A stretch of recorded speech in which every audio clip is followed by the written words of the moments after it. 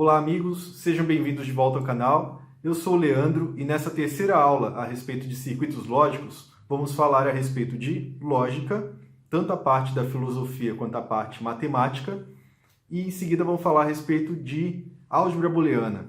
Vai ser uma aula um pouquinho mais pesada, mas vai passar bastante conceito, né? Às vezes vai ter que retornar, mas vamos com fé que a gente consegue. Então, vamos começar. Inicialmente eu vou falar a respeito de filosofia. Essa é a foto do Aristóteles, que é o protagonista da aula de hoje. O que ele fez de tão interessante para a gente poder aproveitar nessa aula? Ele fez as 4 teorias do discurso. Uma delas é a poética, que tem o objetivo de falar a respeito de sentimentos, tem uma estrutura própria, por exemplo, versos, rimas, essas coisas estão dentro da poética. A retórica, que serve para poder fazer discursos oficiais. A dialética, que serve como método investigativo, é como se você estivesse conversando com você mesmo a respeito de algum modelo, de alguma hipótese, e você vai eliminando as premissas, vai eliminando os argumentos, até que você consiga chegar em alguma coisa concreta, como um argumento mais forte, né? E a analítica, que é o nosso foco de hoje, né? A analítica, que depois veio a se tornar a lógica, né? Mas pela definição do Aristóteles, ele definiu como analítica. Qual era o objetivo dessa analítica? Primeiro, você tinha 2 premissas e queria chegar a uma conclusão a partir dessas premissas. Essa estruturação a gente chama de silogística, né? A partir de 2 premissas, né? Você tem uma premissa mais forte, uma principal, uma premissa secundária, até você chegar a uma conclusão. E como formular essas premissas, né? Ele formulava a partir de argumentos que tivessem que ser verdadeiros, que tivessem que ser convincentes, fortes, né? Então ele queria chegar até o discurso perfeito. Para isso ele formulou várias regras para poder obter esse discurso perfeito. Então a gente vai trabalhar na analítica, que depois veio a se tornar a lógica, né? Para formular o discurso perfeito, primeiro eu vou montar as premissas. Para montar as premissas, eu tenho que formular proposições, né? As proposições vão dar um sentido a cada premissa, vão dar o sentido completo a essa premissa. Então, a proposição é um conjunto de palavras e símbolos que exprimem um pensamento de sentido completo, né? Então, seria uma afirmação, uma negação, uma condição. Você não pode usar interrogação, você não pode usar exclamação, você não pode usar nada imperativo para você dizer em relação às proposições, né? Você só pode formular ou afirmação, ou negação, ou alguma condição. Por exemplo, a Lua é o satélite da Terra, né? Isso é uma afirmação. Se Pedro estuda, então tem êxito na escola. Isso daí é uma condição, né? São 2 frases, mas que estabelecem uma condição. Pedro estuda e trabalha. Isso é uma conjunção, mas aí você precisa de uma condição composta, né? Para estabelecer o estado de Pedro. Ele estuda e trabalha, é uma condição composta. Então, as proposições elas podem ser simples, onde todo o sentido completo, pode ser expresso por apenas uma frase, uma afirmação ou algum sentido, e a proposição pode ser composta, onde para que você complete a ideia, você precisa de 2 frases pelo menos, e uma conexão entre essas 2 frases. A afirmativa, negativa, condicional, né? Você precisa de uma conexão entre essas 2 frases para que ela faça algum sentido. Vou dar o exemplo da caixa d'água para a gente poder estabelecer uma conexão entre a filosofia e a eletrônica. As proposições elas só podem ter 2 estados, ou verdadeiro ou falso, né? Na filosofia e na lógica matemática, você só possui esses 2 estados, ou V de verdadeiro ou F de falso. Então, por exemplo, eu tenho ali 2 proposições. A caixa d'água está cheia, né? Como que eu vou saber se a caixa d'água está cheia ou não? eu coloco um sensor, que é aquela boia, lá no topo da caixa d'água. Se a boia estiver acionada, apertada, isso quer dizer que a caixa d'água está cheia, né? Ela pode estar transbordando, mas ela está cheia. Ela passou do nível que eu posso considerar como cheio.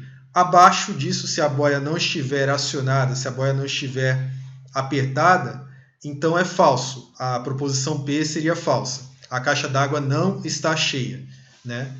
Então, a proposição P, eu posso colocar um sensor ali, que é essa boia, para poder indicar se essa proposição é verdadeira ou falsa, né? A proposição Q, a caixa d'água está enchendo. Eu posso ligar uma bomba, abrir uma válvula, fazer alguma coisa para que ocorra o fluxo de água para dentro da caixa d'água, né? Se a válvula estiver aberta ou se a bomba estiver ligada, né, essa afirmação, essa proposição Q vai ser verdadeira, vai ser correta. Se a válvula estiver fechada, a bomba estiver desligada, tal, essa afirmação vai ser falsa. Então só existem dois estados. Então aí entra aquela conexão com as aulas anteriores, né? Por que eu estabeleci, que eu enfatizei dois estados? Porque dentro da lógica só vão existir dois estados. Olha, uma questão que na parte computacional não necessariamente existem dois estados, né? Mas aqui a gente trabalhando com a parte de lógica sempre vão existir somente dois estados. Então, vamos fazer a respeito dos conectivos, né? Nas proposições compostas, existem vários tipos de conectivos, né? Que são as palavras usadas para poder formar essas proposições compostas a partir de proposições simples. Vamos falar a respeito do primeiro conectivo. Esse conectivo não, ele muda o sentido. A proposição que era verdadeira, quando você coloca um não, ela passa a ser falsa. A proposição que é falsa, quando você diz não, ela vira verdadeira. Então, essa é a notação, ou um til, ou uma barra em cima da proposição. A conjunção, né, a e, ela junta duas condições que são necessárias. As duas têm que ser verdadeiras para que a proposição composta seja verdadeira. Então, você faz a conjunção. Aí, a P e Q tem que ser verdadeiros, né? Então, você tem os dois símbolos aí mostrando o símbolo de conjunção.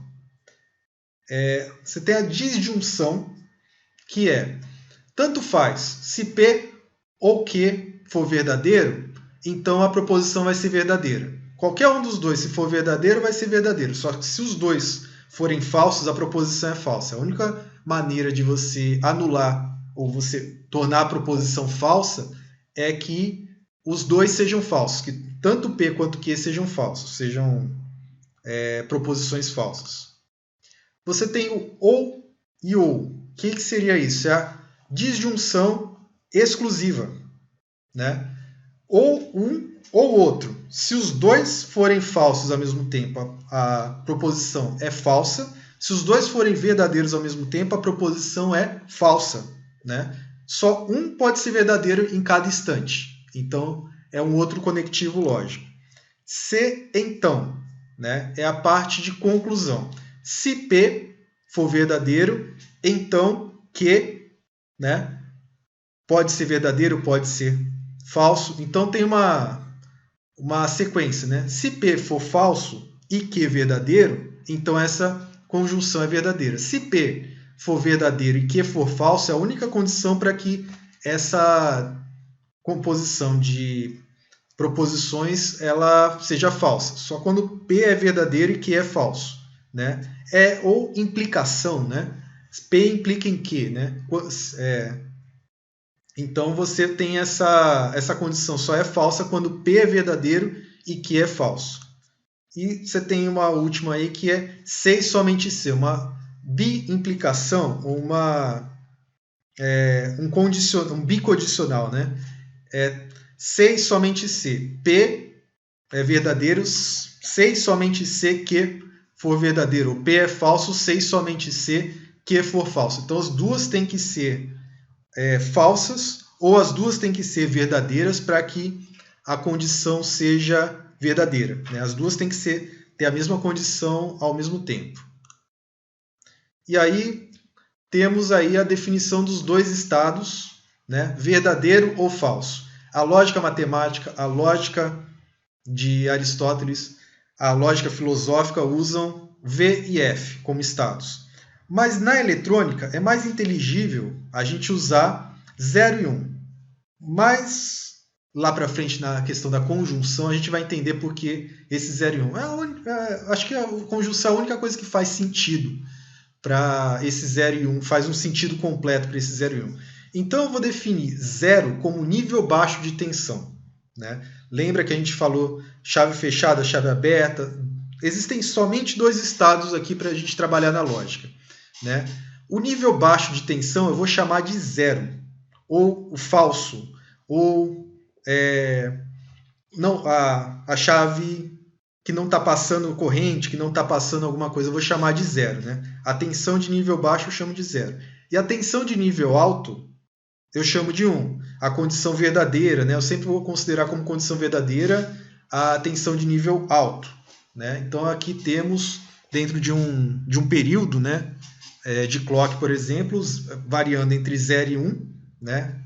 O LED acende ou o LED apaga. O LED acende ou apaga. Então, de acordo com o passar do tempo, a gente consegue ver essa variação entre o LED desligado e o LED ligado. Então, LED desligado é 0, LED ligado é 1. Então, vamos trabalhar com os conectivos, né? Existe uma definição que é a tabela verdade, que vai ajudar a gente a trabalhar com esses conectivos. Então, se eu tenho uma entrada, a negação é o único conectivo que só precisa de uma condição de entrada, né? Que é para proposições simples, né?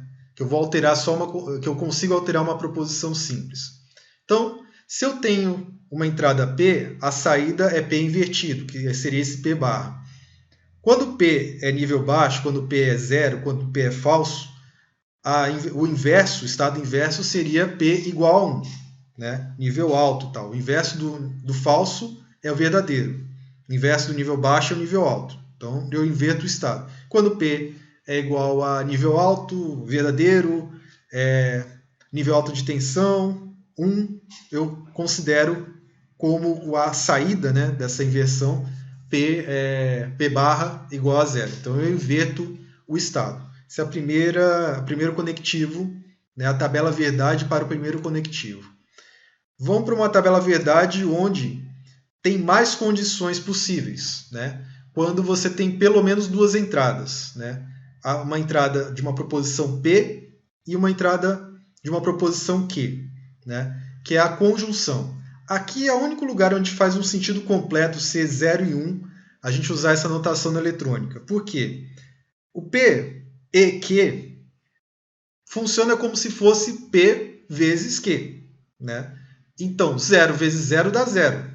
Né? Aí é bem inteligível. 0 vezes 1 dá 0. 1 vezes 0 dá 0. 1 vezes 1 dá 1. É a única que a gente vai encontrar, a única tabela verdade que vai respeitar essa lógica. O P aqui ele vai representar uma entrada, o Q vai representar outra. Então, estado falso com estado falso vai dar estado falso. Só quando os dois estados são verdadeiros, só quando os dois estados são de nível alto é que ele vai deixar a saída, né, a saída com nível alto, vai ser verdadeiro, vai originar um estado verdadeiro nesse tipo de conectivo, na conjunção. Então, P tem que ser verdadeiro e Q tem que ser verdadeiro. Né? P tem que ser nível alto e Q tem que ser nível alto para que a composição composta possa resultar no nível verdadeiro, no nível alto, numa condição verdadeira. Né? Em alguns pontos eu vou usar que P vezes Q, ou P e Q, eu vou definir como PQ junto, né? Como se fosse uma multiplicação mesmo, em alguns pontos mais para frente da aula. A disjunção já não faz mais tanto sentido, mas 3 das 4 linhas, 3 das 4 condições, elas vão respeitar a lógica que a gente trabalhou. Né? 0 mais 0 vai dar 0. 0 mais 1 vai dar 1. 1 mais 0 vai dar 1. Aí 1 mais 1 vai dar 1. Aí nessa última aqui deu uma diferença entre esse símbolo, né? Mas normalmente o símbolo da disjunção, que seria o ou, né? Aqui P ou Q. Tanto faz se P for verdadeiro ou Q for verdadeiro. Quando ou P ou Q for verdadeiro, a condição P ou Q vai ser verdadeira, né? Então, a única forma dele ser falso é quando os dois são falsos. Ou P ou Q é falso. Ok? Que é o que está mostrando aqui na primeira linha. A única condição dele ser falso.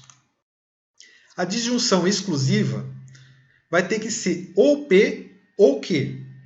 Se P e Q forem verdadeiros ao mesmo tempo, vai dar uma condição falsa. Se P e Q forem falsos ao mesmo tempo, vai dar uma condição falsa. A condição verdadeira só vai ocorrer quando ou P ou Q for verdadeiro, né? Então, isso daqui está expresso na primeira linha. P e Q são iguais, então dá uma condição falsa.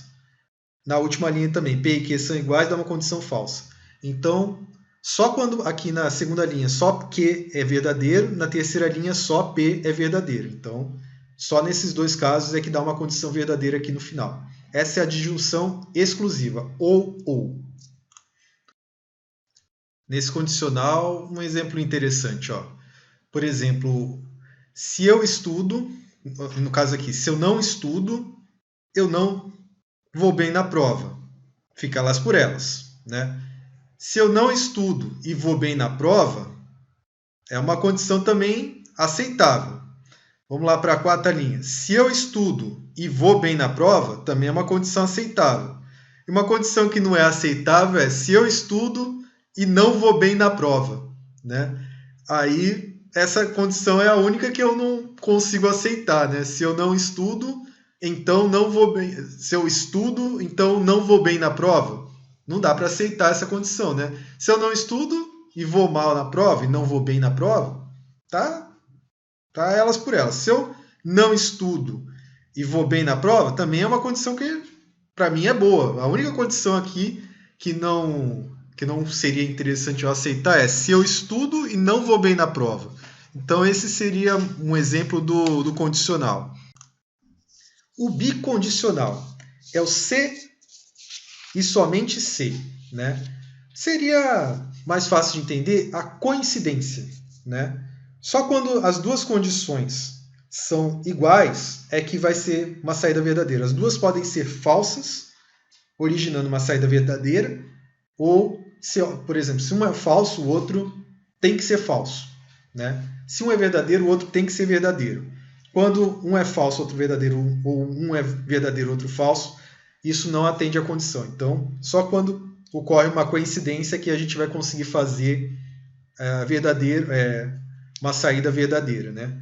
Então, a coincidência, né, vai acontecer no conectivo bicondicional. E existem alguns casos possíveis, né? Existem só 3 formas possíveis de ocorrerem as combinações entre proposições compostas, né? A tautologia. Independente das entradas que eu coloque, vai sempre dar uma condição verdadeira. Então, sempre vai aparecer uns aqui. Então, qualquer condição 1 ou 0 que eu colocar aqui nessa sentença, vai sempre aparecer 1.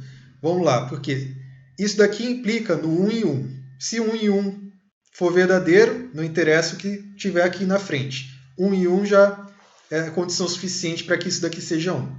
Isso daqui é 1 e 0. Né? Se ocorrer 1 e 0, não interessa o que tem para cá nem para cá, já é condição suficiente. Isso daqui é 0 e 1. Quando a entrada é 0 e 1, isso daqui já é condição suficiente, não interessa o que tem para cá nem para cá. E isso daqui vai ser igual a 1. Quando isso for 0 e 0, isso daqui vai ser verdadeiro, então não interessa o que tem para cá, vai dar condição 1. Né? Então isso é uma tautologia, quando sempre, qualquer condição que eu colocar aqui, vai sempre dar uma condição verdadeira. O contrário, quando eu inverto essa condição, é a contradição. Né? Qualquer resultado que eu colocar, qualquer entrada que eu colocar, sempre vai dar falso. Né? Então, quando eu coloco aqui, sempre vai ocorrer algum que seja zero, algum estado aqui que seja zero, né? Como vai sempre ocorrer algum estado que seja zero aqui nessa linha, você nunca vai conseguir cumprir todas as condições para que você possa formar a conjunção completa entre essas 4 entradas. Então, essa linha aqui sempre vai ser zero. A gente vai ver que, mais para frente com a álgebra booleana, que isso daqui é exatamente a inversão da linha de cima, né? Se eu inverto a linha de cima, trabalho essa linha, eu consigo montar essa linha aqui de baixo. E a contingência é quando vai depender da entrada e das entradas para que eu obtenha ou 1 ou 0. Isso daí vai depender da construção que eu for ter. Então, isso daí, quando a tabela verdade, o final, a última coluna apresenta 1s e 0s, né, o resultado dessa última coluna apresenta 1s e 0s, isso se trata de uma contingência. E, por fim, né, agora é uma parte aí que confunde o que é opinião com argumentação, né? O argumento. A gente tem, no final, lembra que eu falei da silogística, né? Você tem que unir premissas para que você consiga chegar, a partir das premissas, a uma conclusão. Todas as premissas têm que ser verdadeiras e a conclusão tem que ser verdadeira para que o argumento seja verdadeiro. Esse é o argumento válido, é o argumento que o Aristóteles buscava sempre para que a gente consiga ter um discurso perfeito, né? Que o argumento seja válido, né? O argumento vai ser sempre válido quando as 2 premissas forem verdadeiras e quando a consequência dessas premissas, né? A conclusão dessas premissas também for verdadeira. Então, um exemplo que eu sempre dou de uma argumentação que é falsa, né, é do queijo, né? Quanto mais queijo, mais buracos. É uma premissa. Quanto mais buracos, menos queijo, né? É outra premissa. Então, a conclusão, né? Quanto mais queijo, menos queijo. Isso é razoável? Não, porque a conclusão é falsa. Então, não é um argumento não é argumento verdadeiro. Ou andar de moto é perigoso, né? Muita gente considera que andar de moto é perigoso. É gostoso, mas muita gente considera que andar de moto é perigoso. Quanto mais rápido você anda de moto, menos tempo você passa sobre a moto, né? E quanto mais tempo você passa sobre a moto, mais exposto ao perigo você está. Então, o certo é você andar de moto bem rápido, né? Então, eu juntei 3 premissas para tentar chegar a uma conclusão que parece razoável, mas não é razoável, né? Você envolve muito mais riscos andando mais rápido de moto. Então, a conclusão é falsa em relação a isso. Então, a argumentação é falsa. Então, dentro dessa linha, eu vou mostrar que essas daqui são as premissas, né? Essa primeira parte. Então, eu divido várias proposições simples, compostas, né? Condicionais, tal, em um lado que são as premissas e o outro lado a conclusão. Então, as premissas ficam de um lado, portanto, né, eu concluo alguma coisa. Isso é argumento, né? Isso é argumento, gente. Opinião é outra coisa. Opinião é ponto de vista pessoal, aí já vem outra filosofia, que é de René Descartes, né? A respeito de você projetar toda uma realidade com base no seu ponto de vista, né? E construindo a sua realidade com base no seu ponto de vista. Isso é outra coisa, né? Isso daí é uma visão cartesiana da coisa. Estou falando da visão lógica, estou falando da visão de Aristóteles, ok?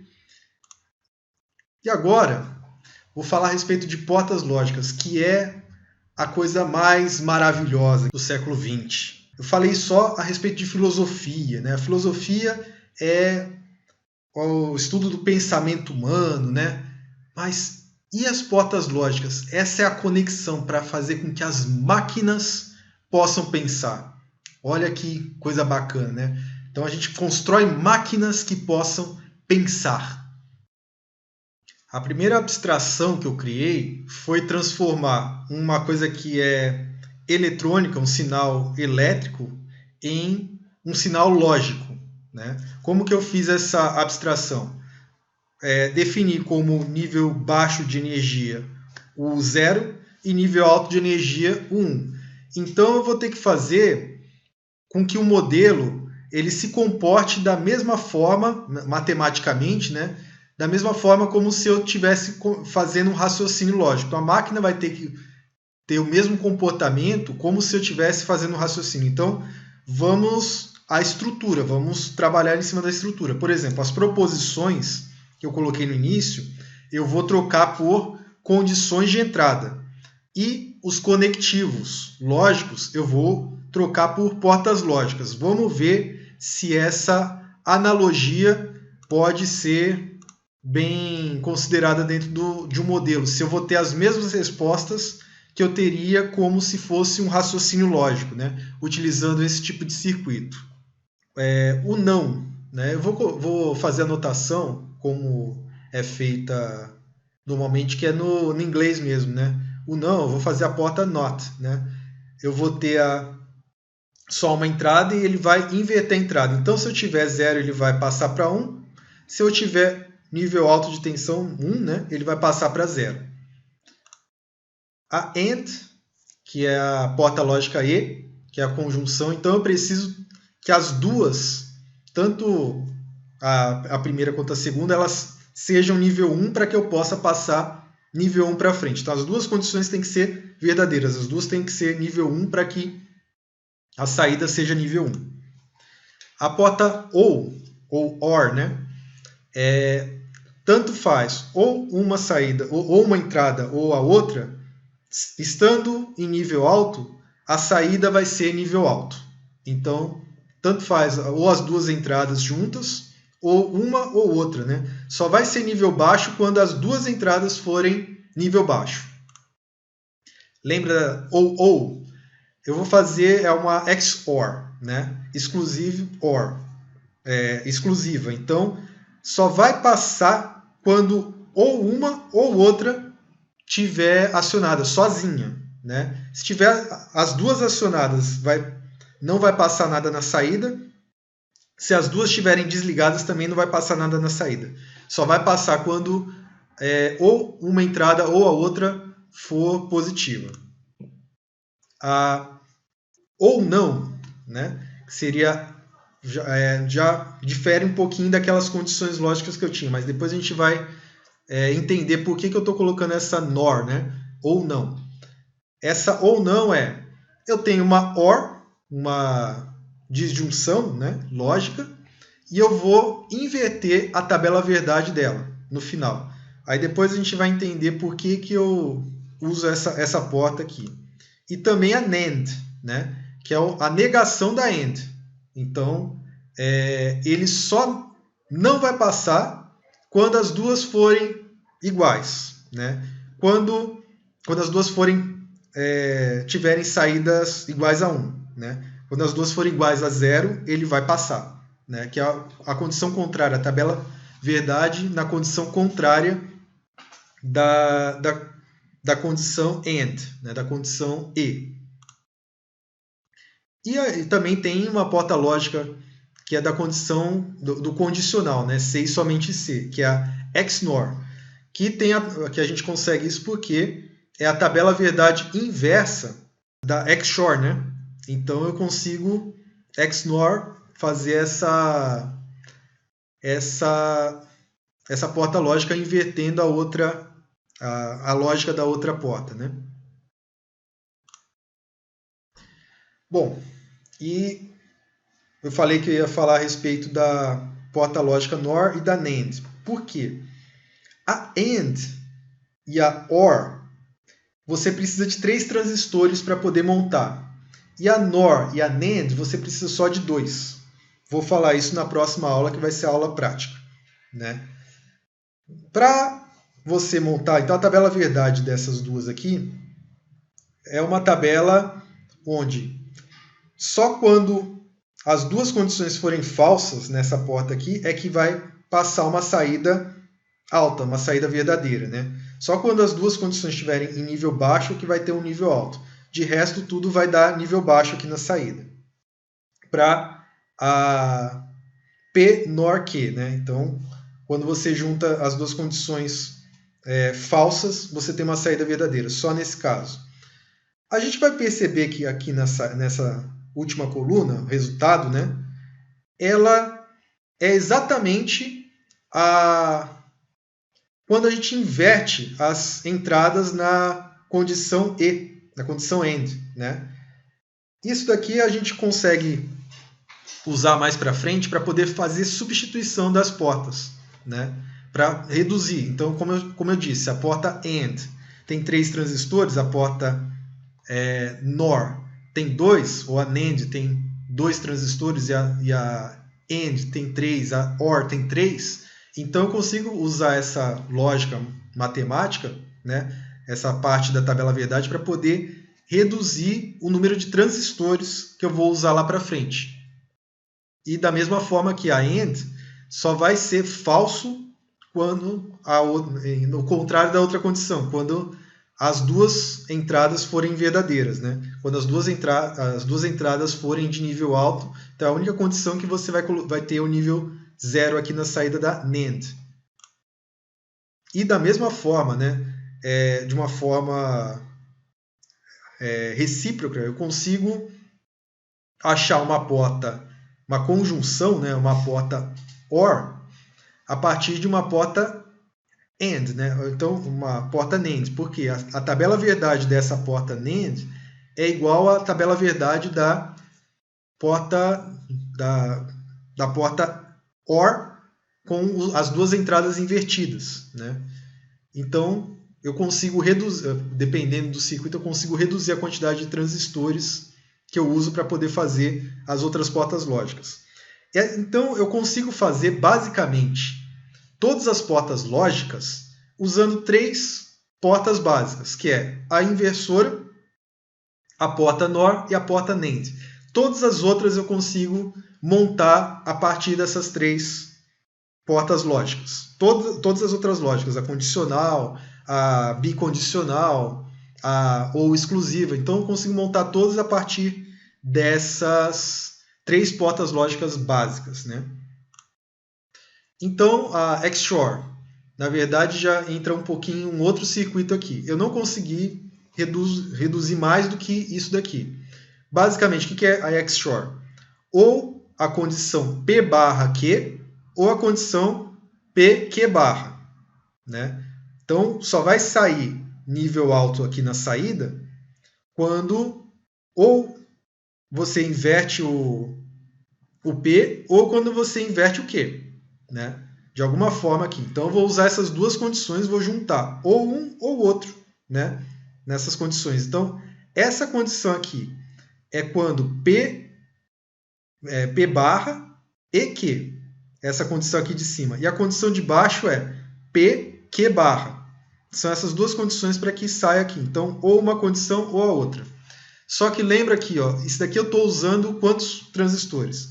Para fazer uma inversora, eu preciso de um transistor. Então, 2 transistores. Para fazer uma AND, eu preciso de 3 transistores. 3, 4, 5, 6, 7, 8. Para fazer uma OR, eu preciso de mais 3 transistores. 9, 10, 11 transistores. Então, para fazer essa XOR dessa maneira, de um diagrama lógico, eu precisaria de 11 transistores. Só que tem uma maneira de fazer, que é aqui, ó, a parte analítica, que seria essa álgebra booleana aqui que eu fiz.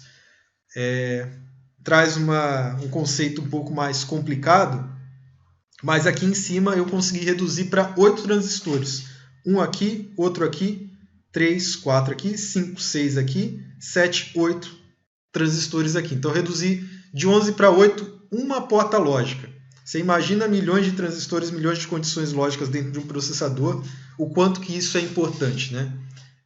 Simplesmente por uma questão matemática. Então, eu consigo aumentar a velocidade do dispositivo, diminuir a quantidade de material usada, reduzir custo de produção, tudo por causa de uma matemática que eu usei aqui, que seria transformar essa condição aqui que parecia simples matemática nessa condição toda mais complexa matematicamente, só que a construção é muito mais simples. Essa é a tabela da XOR. E da XNOR, que seria a coincidência, né? Da mesma coisa. Só vai ser vai ser o inverso daquela outra. Então, eu tinha lá aquela condição OR, então eu inverto aqui no final, essa bolinha aqui no final, ou no início. Quando você vê essa bolinha, é uma inversão, né?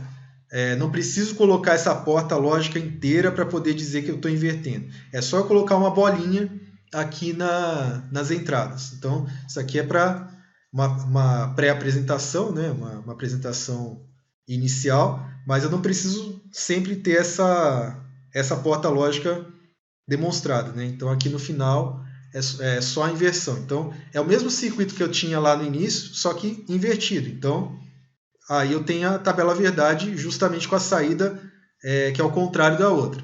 Da mesma forma, eu consigo usar essa parte matemática e obter, através de uma parte matemática um pouco mais complexa, um circuito também com 8 transistores, que se torna um circuito mais simples.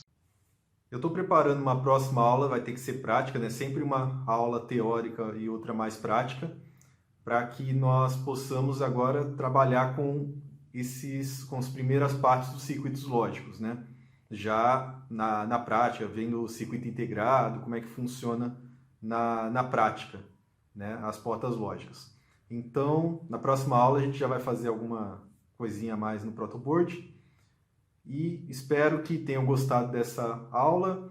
Não se esqueça de curtir, de se inscrever no canal, de ativar o sininho para receber as notificações quando chegarem vídeos novos. E espero que tenham gostado. Também compartilhe aí para que esse trabalho seja divulgado para mais pessoas, que eu acho bastante úteis essas aulas. Então, até lá!